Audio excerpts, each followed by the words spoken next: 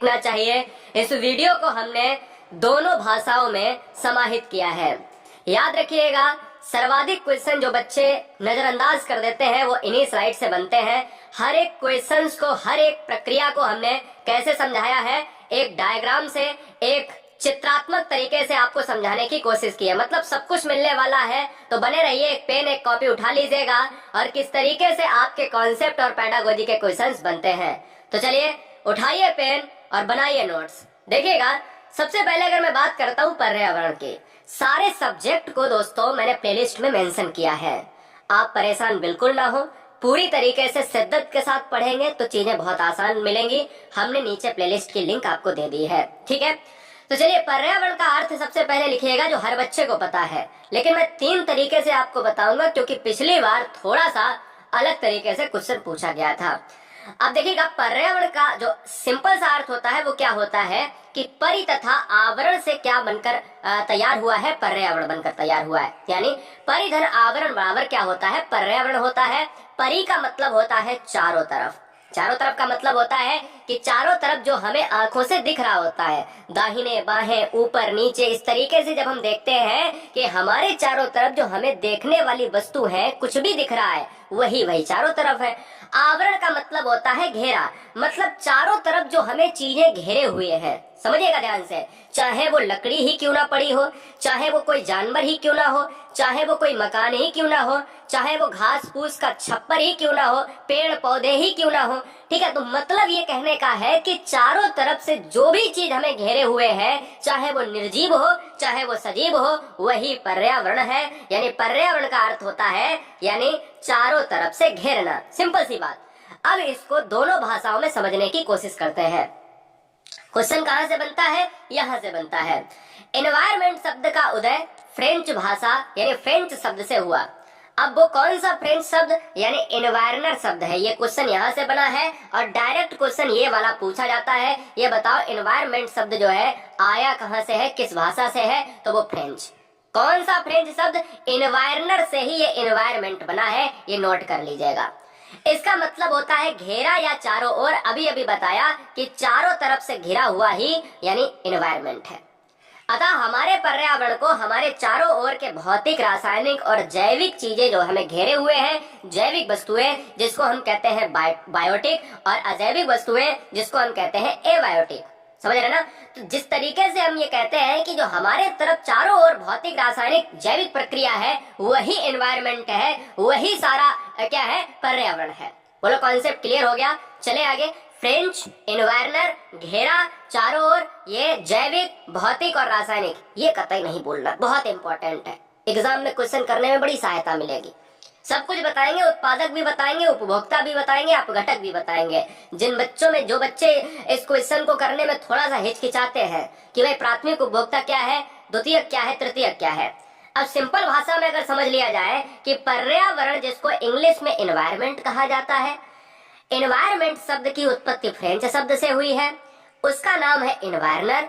French शब्द कौन सा, एनवायरनर, जिसका अर्थ होता है पड़ोस। तो ये भी ऑप्शन में मिल सकता है। तो 3 तरीके से हमने आपको परिभाषा बता दी है, ठीक है। तो इंग्लिश वाले जो बच्चे हैं वो देख लें, the word environment is derived from the French word environner which means to encircle or surround. Surround का मतलब समझते हो, घेरा और चारों ओर, ठीक है। Environment can be defined as the physical, chemical and biological. समझ रहे ना, भौतिक, रासायनिक और जैविक, यही एनवायरमेंट है। नहीं समझ में आया तो एक क्वेश्चन डायरेक्ट एग्जाम में एक परिभाषा से पूछा जाता है, जेएस रॉस, इंपॉर्टेंट है, नोट किया जाए। पर्यावरण की परिभाषा क्या है, अब फिर से बताते हैं कि हमारे चारों तरफ वह क्षेत्र जिससे हम घिरे हुए होते हैं, जो हमारे जीवन तथा क्रियाओं को प्रत्यक्ष या अप्रत्यक्ष रूप से प्रभावित करता है, वही पर्यावरण है। अब इसको लिखने की आवश्यकता नहीं है, आपने 3 परिभाषाएं ऑलरेडी लिख ली होंगी, उसमें से कोई 2 लिख लीजिएगा, ये तीसरी लिख लीजिएगा। ये लिखने का पॉइंट है बेहतरीन कि जेएस रॉस के अनुसार पर्यावरण क्या है। क्वेश्चन क्या बनता है कि पर्यावरण या वातावरण वह बाह्य शक्ति है जो हमें प्रभावित करती है, वह बाह्य शक्ति है जो हमें दोस्तों प्रभावित करती है। क्वेश्चन में पिछली बार ये भी पूछा गया था कि ये बताओ कि ये कथन किसका है, तो मिस्टर जेएस रॉस का है। समझ गए। तो ये जेएस रॉस का है, तो याद रखिएगा। थोड़ा सा दिमाग लगाइएगा दोस्तों, एग्जाम में थोड़ा सा जब हम क्वेश्चन को टफ बनाते हैं तो यहां से आता है। दोनों भाषाओं में है, दोनों भाषी बच्चे देख सकते हैं, बाइलिंगुअल। आप ध्यान दीजिएगा। चैनल पर पहली बार कोई बहन कोई भाई है तो ईमानदारी से सिलेक्शन के लिए, शिक्षक शिक्षिका बनने के लिए, सरकारी स्कूल में अपने आप को समर्पित करने के लिए ईमानदारी से चैनल को सब्सक्राइब कर लें। A to Z हम पढ़ाएंगे, कतई कोई भी कमी नहीं होगी। एग्जाम से पहले सारा मैराथन आपके दिमाग में। चलिए, एनवायरमेंट की अगर मैं बात करता हूं तो दोस्तों जैविक और अजैविक व्यवस्था, ये जैविक और अजैविक वर्ड बार बार यूज हुआ है, अभी अभी हमने बोला। ये क्या है इसको हम जानेंगे। पहले लिख लीजिएगा कि जैविक और अजैविक व्यवस्थाओं में, यानी बायोटिक एंड एबायोटिक सिस्टम, जैविक और अजैविक व्यवस्थाओं में घनिष्ठ संबंध है। किसका? एनवायरमेंट का, अभी तो बताया हमने। और दोनों एक दूसरे को प्रभावित करते हैं। अतः पर्यावरण के जैविक और अजैविक घटक के बीच जो रिलेशन है वही पारिस्थितिकी है। ये क्वेश्चन आया था, ये क्वेश्चन दोस्तों पूछा गया था, इतनी परिभाषा दे दी कि पर्यावरण के जैविक और अजैविक घटक के बीच के संबंध को, रिलेशन को क्या कहते हैं? तो दोस्तों इकोलॉजी कहते हैं। इकोलॉजी कहते हैं, याद रखिएगा। अभी मैं बिल्कुल इकोलॉजी को शॉर्ट में बताने की कोशिश कर रहा हूँ। Biotic and abiotic system are closely linked and each affects the other. The study of the relationship between biotic and abiotic components of environment is called ecology। मतलब जो रिलेशन है जैविक अजैविक का, वही क्या है? इकोलॉजी है। बोलो क्लियर? अभी दोस्तों अगर मैं बात करता हूं जैविक और अजैविक की, जैविक और अजैविक की अगर मैं बात करता हूं तो दिमाग में आता है कि भाई ये जैविक अजैविक क्या है, तो समझिएगा यहाँ जैविक लिख लेना है और यहाँ अजैविक लिख लेना है। ठीक है, ये बार बार जैविक और अजैविक क्या है, तो क्वेश्चन में ये भी बनता है कि पर्यावरण के घटक कितने हैं, तो पर्यावरण के घटक है 2। एक है जैविक घटक, ये स्पेस हो जाता है, ठीक है, और दूसरा है अजैविक घटक। क्वेश्चन में आता है निम्नलिखित में बताओ कौन सा जैविक घटक है, कौन सा नहीं है। दूसरा क्वेश्चन कैसे बनता है? 4 क्वेश्चन बनते हैं। निम्नलिखित में अजैविक घटक है कौन सा, निम्नलिखित में कौन सा अजैविक घटक नहीं है। तो जब पता ही नहीं होगा अजैविक जैविक, तो भाई कैसे एग्जाम में क्वेश्चंस को सॉल्व करोगे या करोगी? तो नोट करो कि पर्यावरण के 2 घटक, एक जैविक, नोट्स में मेंटेन करो, और एक अजैविक। जैविक को हम कहते हैं, ट्रिक मैं आपको बताता हूं, कि जिनमें जान है वो जैविक है। जैसे वनस्पति, जंतु, अपघटन, पशु। अपघटन का मतलब होता है अपघटक, जो अपघटक होते हैं ना, वो भी आगे हम आपको बताएंगे। ठीक है, तो ये क्या है? ये जीव जंतु पशु जिसमें जान होती है, जो हम कहते हैं जो जिंदा होते हैं, जो मरते हैं। समझ में आया? जिनमें जान होती है, जैसे पेड़ को काट दो और वो मुरझा जाएगा, मतलब उसमें पहले जान थी। अगर किसी व्यक्ति को मार दो तो मर जाएगा, मतलब पहले जान थी। तो पशु पक्षी से लेकर पेड़ पौधे, वनस्पति, जंतु, अपघटन, ये सभी जैविक है। और अजैविक में क्या?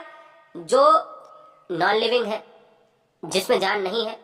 तो लिविंग थिंग्स है आपकी जैविक, नॉन लिविंग थिंग्स है यानी अजैविक, एबायोटिक।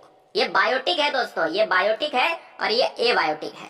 ठीक है, तो एबायोटिक में क्या आ जाता है? महाद्वीप। महाद्वीप में पहाड़, मैदान, पर्वत, मरुस्थल, झील, नदी। ये महासागर में आ जाता है, सागर, नदी, झील, पानी, जितना पानी का इलाका और मिट्टी का इलाका। ये मिट्टी का इलाका, ये पानी का इलाका, ऐसे याद कर लो। मिट्टी, पानी सब अजैविक और जिंदा चीजें सब जैविक।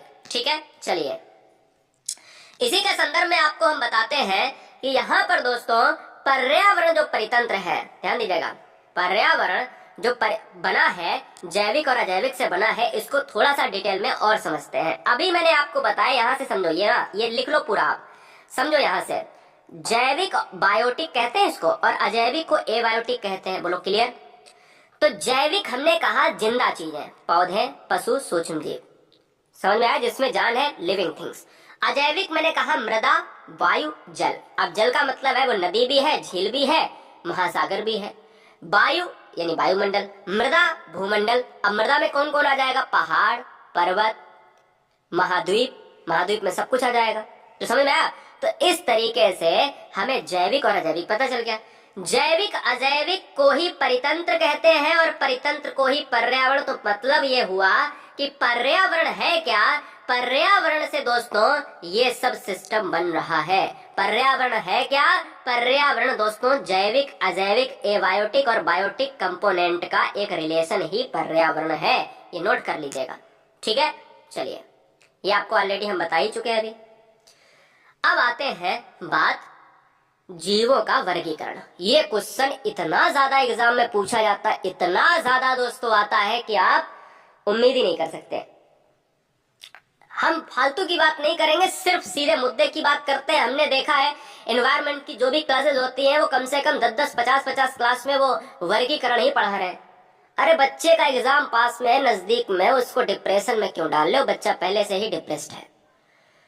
सीधे से पढ़ाओ, पॉइंट पे आओ। कह रहा जीवों का वर्गीकरण की भाई क्लासिफिकेशन ऑफ ऑर्गेनिज्म की बात कर रहा है कि कितने प्रकार के, एक उत्पादक, दूसरा उपभोक्ता, तीसरा अपघटक। अब ये उत्पादक, उपभोक्ता, अपघटक को इंग्लिश में क्या कहते हैं आप बताइएगा? प्रोड्यूसर, कंज्यूमर और डीकंपोजर। ठीक है, नहीं समझ में आया तो मैंने आपको बता दिया। अब देखिएगा जीवों का वर्गीकरण क्वेश्चन यहीं से 3 से 5 क्वेश्चन बन जाते हैं एग्जाम में, और हर बार बच्चा मात खा जाता है कि सर प्राथमिक उपभोक्ता कौन सा है, या उत्पादक कौन सा है, या अपघटक कौन सा है। उत्पादक सबसे ज्यादा क्वेश्चन बनाता है, उससे ज्यादा क्वेश्चन उपभोक्ता बनाता है, सबसे कम क्वेश्चन अपघटक से आता है, लेकिन एक क्वेश्चन हर बार अपघटक से देखने को मिलता है। आप ध्यान दीजिएगा। पहले तो आप दोनों भाषाओं में जान लीजिएगा कि हम क्या, कैसे इनको बांटेंगे। देखिएगा, हम परितंत्र में जंतुओं, पौधों और सूक्ष्म जीवों को उनकी खाद्य आदतों और उनकी निर्जीव वस्तुओं और भौतिक वातावरण पर निर्भरता के आधार पर बांटते हैं। मतलब ये कह रहा है कि जीवों का वर्गीकरण यानी क्लासिफिकेशन जो है, क्लासिफिकेशन जो हो रहा है ये कैसे करते हैं? जीवों का वर्गीकरण कैसे करेंगे? जीवों का वर्गीकरण उनकी आदतों से, यानी कैसा वो खाते हैं, उनकी खाद्य आदतों से हम करेंगे, निर्जीव वस्तुओं से करेंगे, भौतिक वातावरण में उनकी निर्भरता पर करेंगे। तो 3 तरीके से जीवों का क्लासिफिकेशन होता है, ये जान लीजिएगा। और हम जीवों को 3 भागों में बांटते हैं, एक उत्पादक, एक उपभोक्ता, एक अपघटक। जो अभी मैंने बताया, एक उत्पादक, एक उपभोक्ता और एक अपघटक। तो जीवों का वर्गीकरण 3 भागों में होता है। ये सबसे पहले दिमाग में बैठा लो और इस स्लाइड को लिख लो पूरी तरीके से, बहुत आसान है। ठीक है, मेरी बात ध्यान से समझ रहे ना? तो अगर मैं आपसे बोलूं कि भाई कि उत्पादक, उपभोक्ता और अपघटक हैं क्या, अब भाई ये भी तो जानना चाहिए। तो सबसे पहले आपको अगर क्वेश्चन में कह दिया कि ये बताओ कि हरे पौधे क्या है, हरे पौधे बताओ उत्पादक है, उपभोक्ता है या फिर अपघटक है? अब बच्चा परेशान। मेढक बताओ क्या है, टिड्डा बताओ क्या है, सांप बताओ क्या है। अब बच्चा परेशान हो गया कि सर पता नहीं, अब कॉन्सेप्ट क्लियर है ही नहीं। अब कॉन्सेप्ट क्लियर करने के लिए हमें पढ़ना पड़ेगा। तो सबसे पहले हमने 3 चीजें देखी। अब इनमें सबसे पहली हेडिंग डाल लीजिएगा उत्पादक। उत्पादक जिसको प्रोड्यूसर कहा जाता है, समझ लो दोनों भाषाओं में है। हरे पौधे प्रकाश संश्लेषण की क्रिया द्वारा सूर्य के प्रकाश, कार्बन डाइऑक्साइड, जल, खनिज तथा हरित लवक नामक विशिष्ट लवक की सहायता से अपना भोजन बनाते हैं।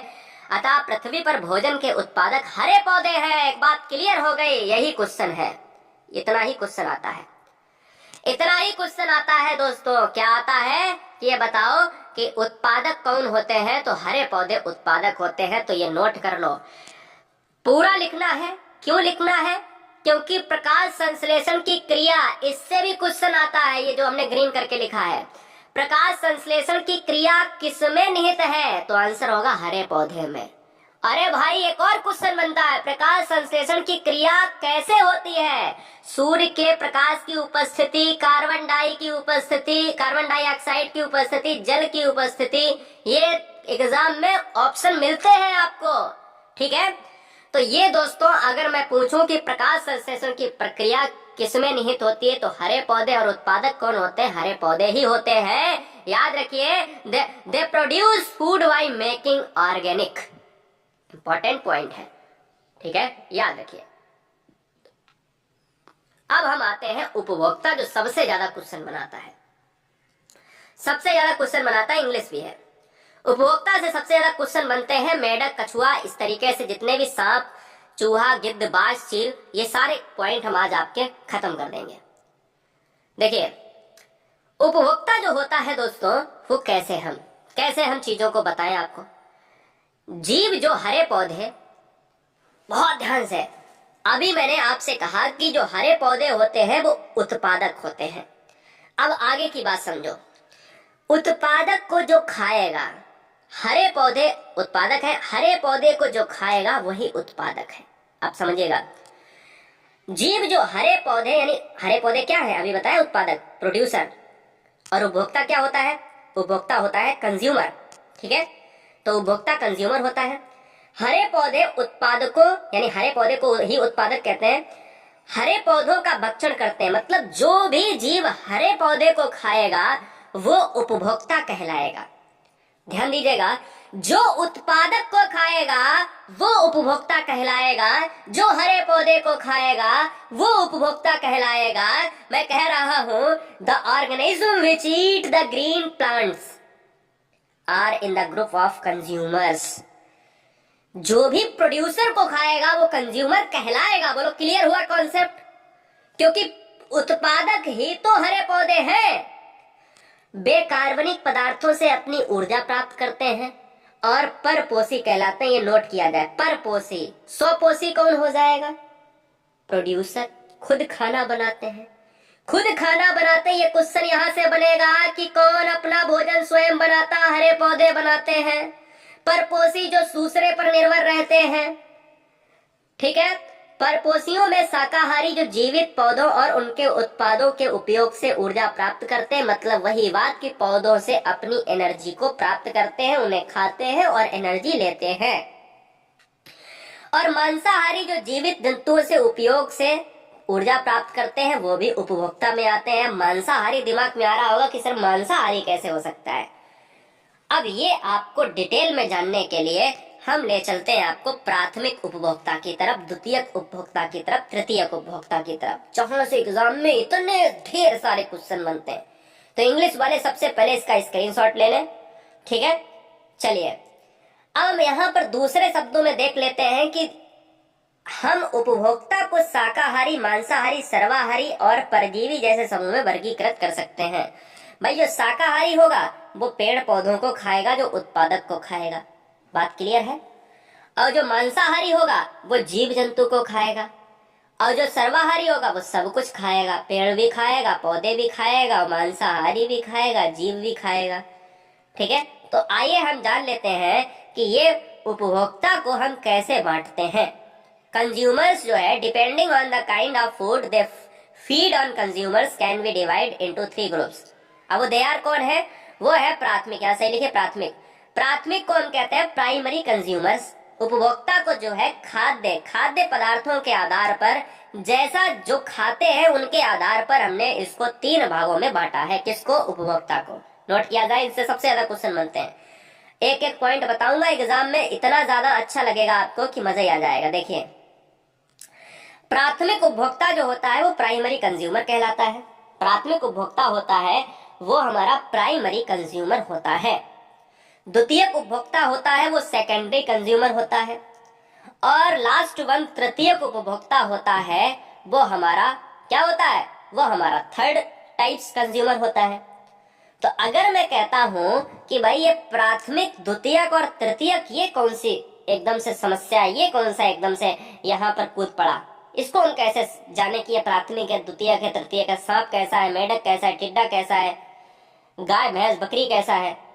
ठीक है, गाय भैंस बकरी कैसी है? तो हम यहाँ पर ध्यान दें कि उपभोक्ता को हम 3 पार्टों में बांटते हैं, प्राथमिक, द्वितीयक, तृतीयक। समझिए, कोई भी उत्पादक होगा तो वो हरे पौधे होंगे। हरे पौधे को कौन खाएगा? उपभोक्ता खाएगा। कौन सा उपभोक्ता? प्राथमिक उपभोक्ता। अच्छा, जो हरे पौधे को खाएगा प्राथमिक उपभोक्ता, तो एक बात तो क्लियर है कि वो तो शाकाहारी होगा, क्योंकि हरे पौधे को जो खा रहा है वो तो मछली मांस तो खा नहीं रहा। तो इसलिए हरे पौधे को जो खाएगा वो शाकाहारी होगा। बोलो बात क्लियर? दिमाग में क्लियर हो गई? अभी आगे परिभाषा से समझाएंगे, भी लिखो मत। ठीक है, एक बात क्लियर हो गई। अच्छा, शाकाहारी हो गया, ठीक है। अच्छा, अब ये बता, प्राथमिक उपभोक्ता को जो खाएगा, अब प्राथमिक उपभोक्ता में जैसे गाय है, गाय तो केवल ही हरे पौधे को, चारा को ही खाएगी। तो गाय जो है, गाय भैंस बकरी शाकाहारी हो गई।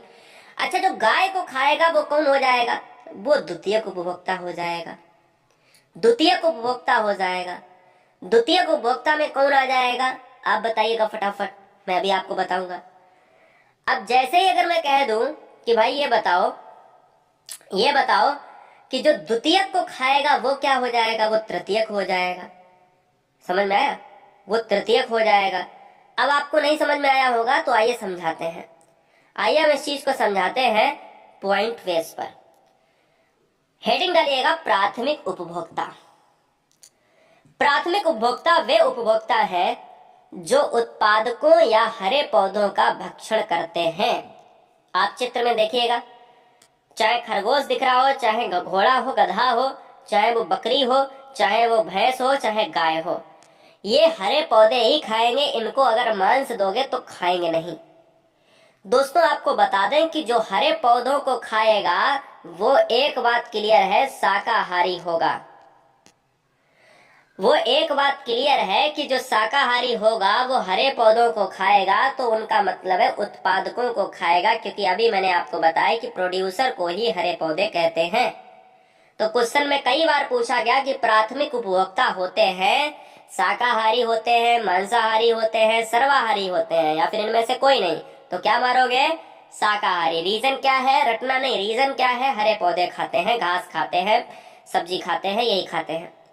जैसे टिड्डा, टिड्डा सबसे ज्यादा एग्जाम में आता है। टिड्डा जो होता है वो घास खाता है, टिड्डा जो होता है वो घास खाता है। नहीं तो आप समझो कि टिड्डा जो है कीट पतंगे खाता है। बेटा टिड्डा हमेशा आपको प्राथमिक में लगाना है। कीट, टिड्डा, जैसे कीट, जो कीट होता है वो क्या खाता है वो आप जानते हो, ठीक है, ग्रासोफर कहते हैं जिसको। एनिमल्स, जितने भी एनिमल्स हैं, गाय, खरगोश, जितने भी हैं, गाय, खरगोश, बकरी, भैंस, ठीक है, ये सारी चीजें जो है आपको प्राथमिक उपभोक्ता में देखने को मिलेंगी। अब ध्यान दीजिएगा, प्राथमिक उपभोक्ता उत्पादकों को खा रहे थे। प्राथमिक उपभोक्ता उत्पादकों यानी हरे पौधों को खा रहे थे। अब जो द्वितीयक आएगा वो इन जानवरों को खाएगा। कैसे? द्वितीयक उपभोक्ता वो है जो प्राथमिक उपभोक्ता को खाते हैं। जैसे मेढक। अब आप कहोगे सर इनको कैसे खा लेगा? इनमें एक चीज तो शामिल है ना, टिड्डा। मेढक जो है टिड्डा को अपना भोजन बनाएगा, टिड्डा को भोजन बनाएगा। टिड्डा अगर भोजन है तो टिड्डा तो पहले घास खा रहा था, घास को खाया टिड्डा ने, टिड्डा को खाया मेढक ने, तो समझ गए, तो ये पहुंच गया द्वितीयक उपभोक्ता में। Secondary consumers are those who feed on primary consumers. Example है फ्रॉग। समझ में आया? इसका जो वो होता है वैज्ञानिक नेम होता है राना टिग्रीना होता है, साइंटिफिक नेम, ठीक है। चलिए तृतीयक उपभोक्ता की बात करें दोस्तों तो क्या होगा, आइए जानते हैं, ठीक है। अब ध्यान दीजिएगा, हमारे पास दो फैक्ट है। हमारे पास तृतीयक उपभोक्ता जानना है और अपघटक जानना है। तृतीयक उपभोक्ता क्या है, जवाब दीजिएगा। तृतीयक उपभोक्ता सिंपल सी बात है कि जो प्राथमिक को खा रहा था वो द्वितीयक कहलाया, जो द्वितीयक को खा रहा है वो क्या कहलाएगा, जो द्वितीयक को खा रहा है वो कहलाएगा दोस्तों तृतीयक कहलाएगा। आप समझिए इस चीज को, बहुत आसान है। जो द्वितीयक को खा रहा था वो तृतीयक कहलाएगा। एक बार फिर से समझिएगा कि अगर हम देखते हैं कि जो उपभोक्ता है वो तीन तरीके में बांटे गए हैं, प्राइमरी, सेकेंडरी और थर्ड टाइप में। प्राइमरी में मैंने कहा कि जो भाई हरे पौधे को खा रहे थे तो वो हमारे प्राइमरी हैं। हरे पौधे का मतलब उत्पादक, जो खाएंगे तो मतलब प्राथमिक वाले शाकाहारी होंगे। अगर शाकाहारी हो जाएंगे तो मैं कहूंगा टिड्डा, कीट, गाय, खरगोश, घोड़ा, बकरी, भैंस, इस तरीके से। द्वितीयक वो होंगे जो प्राथमिक को खाएंगे। प्राथमिक में कौन था? टिड्डा था। प्राथमिक में टिड्डा था तो इसमें कौन आ जाएगा? इसमें मेढक आ जाएगा। द्वितीयक को कौन खाएगा? तृतीयक खाएंगे। तो तृतीयक की परिभाषा क्या बनेगी कि तृतीयक उपभोक्ता वे उपभोक्ता है, ठीक है। Consumers are those who feed on secondary consumers, मतलब जो द्वितीयक को खाते हैं, मतलब एक पहले का जो खाएगा वही तृतीयक है। समझ में आया? जैसे सांप। अब आप कहोगे सांप ही क्यों ले लिया? क्योंकि टिड्डा को किसने खाया? एक मेढक ने खाया। टिड्डा ने किसको खाया? घास को खाया। घास को खाया तो टिड्डा बना, भाई टिड्डा है तो टिड्डा को खाया मेढक ने। मेढक ने किसको खाया? टिड्डा को। सांप ने किसको खाया? सांप ने मेढक को खाया। तो जब द्वितीयक को सेकेंडरी को अपना भोजन बनाया तो ये थर्ड में आ जाएगा। सिंपल सी बात है भैया। तो ये सांप जो है एग्जाम में इतना ज्यादा पूछा जाता है कि आपको मैं बता ही नहीं सकता, आपको मैं बता ही नहीं सकता दोस्तों। ठीक है, समझ में आया? अब चलिएगा दोस्तों, यहाँ पर आप घटक जरूर देख लीजिएगा, जहां से एग्जाम में क्वेश्चन आपको एक क्वेश्चन हमेशा मिलता है। एक क्वेश्चन तो मैंने आपको पहले बताया कि एक क्वेश्चन तो हमेशा मिलता है। देखिए, गुरुजी वर्ल्ड का टेलीग्राम ज्वाइन कर लीजिएगा दोस्तों। ठीक है, गुरुजी वर्ल्ड का टेलीग्राम ग्रुप ज्वाइन कर लीजिएगा। गुरुजी वर्ल्ड का टेलीग्राम ग्रुप जरूर ज्वाइन कर लीजिएगा, जो नीचे डायरेक्ट लिंक भी मिल जाएगी और इंस्टा की भी लिंक हमने दे के रखी है। ठीक है, कोई सवाल है पूछिएगा, फॉलो कर लीजिएगा, स्वागत है। अपघटक क्या है? तो अपघटक का मतलब होता है डीकंपोजर। एग्जाम में बहुत आता है डीकंपोजर, कभी कभी हिंदी में लिख के आ जाता है डीकंपोजर सीधे। अपघटन की प्रक्रिया एक जीव की मृत्यु प्रारंभ होती है। सूक्ष्म जीवी जीवों का एक समूह है जिसमें जीवाणु और कवक आते हैं। एग्जाम में यही क्वेश्चन आता है, अपघटक निम्नलिखित में कौन सा अपघटक है? तो जीवाणु और कवक वाला ऑप्शन आपको देखने को मिल जाएगा, या तो केवल जीवाणु, या तो केवल कवक, या तो दोनों। वे जीव के अपशिष्ट पदार्थों व मूल अवशेषों को तोड़ते हैं, अतः इन सूक्ष्म जीवों को अपघटक कहा जाता है। दोस्तों मैं बता देता हूं कि अपघटक सिंपल भाषा में डिकम्पोजर क्या होते हैं कि जैसे कोई भी चीज अगर मृत है तो उसको मिट्टी में मिलाने का काम करते हैं ये अपघटक। जैसे कोई जानवर मर गया है तो उसको मिट्टी खा खा के उसको मिट्टी में मिला देंगे, डिकम्पोस्ट कर देंगे। ठीक है, तो अपशिष्ट पदार्थ को पूरी तरीके से एकदम से खत्म कर देंगे, तोड़ देंगे। तो उसमें कौन आता है? जीवाणु और कवक आते हैं। मैंने एक हर बार एग्जाम्पल लिया है, जैसे अगर आप कोई भी चीज खा रहे हो, जलेबी खा रहे हो तो उसको नीचे गिर गया, कोई टुकड़ा गिर गया, तो उसको क्या है, जैसे ही वो टुकड़ा गिरा तो क्या हमेशा वही रहेगा? समोसा गिर गया तो वही रहेगा, लड्डू गिर गया तो वही रहेगा। एक टाइम आएगा, 1 घंटा, 2 घंटा, 3 घंटा, 4 दिन, 5 दिन, 6 दिन, वो मिट्टी में तो मिल ही जाएगा। तो वो ही जो मिट्टी में मिलाने का काम करते हैं वो अपघटक कराते हैं। समझ में? कोई चीज है, अगर कोई व्यक्ति मर जाए और उसका दाह संस्कार न किया जाए और उसको ऐसे ही छोड़ दिया जाए पृथ्वी पर, क्या बना रहेगा? नहीं, तो उसको भी कहीं ना कहीं डिकम्पोस्ट होना पड़ेगा। कोई भी जानवर है तो उसको भी डिकम्पोस्ट होना पड़ेगा। तो the process of decomposition starts with the death of an organism. मतलब जैसे ही जब कोई भी चीज, एक जीव की मृत्यु होती है तो यह अपघटन की प्रक्रिया शुरू होती है। तो क्वेश्चन में आता है कि अपघटन की प्रक्रिया कब शुरू होती है? तो जब कोई जीव मरता है उसके बाद शुरू होती है। ये बात दिमाग में बैठा लीजिएगा। ठीक है, याद रख लीजिएगा, एग्जाम में बहुत अच्छी तरीके से क्वेश्चन आता है। आपको एक चीज और मैं बताना चाहूंगा कि एक बार इसका स्क्रीनशॉट ले लीजिएगा। एक चीज और बताना चाहूंगा, जो चील और गिद्ध है, ये चील और गिद्ध अगर क्वेश्चन में आता है तो किस में रखोगे? तो ये तो चतुर्थ में रखोगे आप। अगर नहीं है तो इसको तृतीयक में रखा जाएगा। याद रखिएगा, जो जितना ऊपर होगा वो उतनी ज्यादा एनर्जी प्राप्त करेगा। ठीक है, जैसे उत्पादक को कौन खा रहा था? टिड्डा खा रहा था। टिड्डा को कौन खा रहा है? टिड्डा को कौन खा रहा है? कोई भी दूसरा है। जैसे मेढक ले लेता हूँ, यहाँ पर मेढक खा रहा है, और मेढक अगर खा रहा है तो मेढक को कौन? सांप खा रहा है, और सांप को कौन खा रहा है? गिद्ध या चील खा रहा है। तो जो जितना ऊपर रहेगा वो उतना एनर्जी प्राप्त करेगा। बहुत ध्यान से चीजों को जान लीजिएगा। इसी तरीके से कोई भी चीज आपको एग्जाम में आती है तो वहां पर आप एग्जाम में क्वेश्चंस को लॉक कर सकते हो। तो ये वाला फैक्ट आपको यहाँ पर खत्म हो गया। मतलब एक वीडियो में हमने 2 से 3 चैप्टर को खत्म किया है। हमने प्लेलिस्ट को नीचे मेंशन कर दिया है, प्लेलिस्ट को अच्छी तरीके से वॉच करें।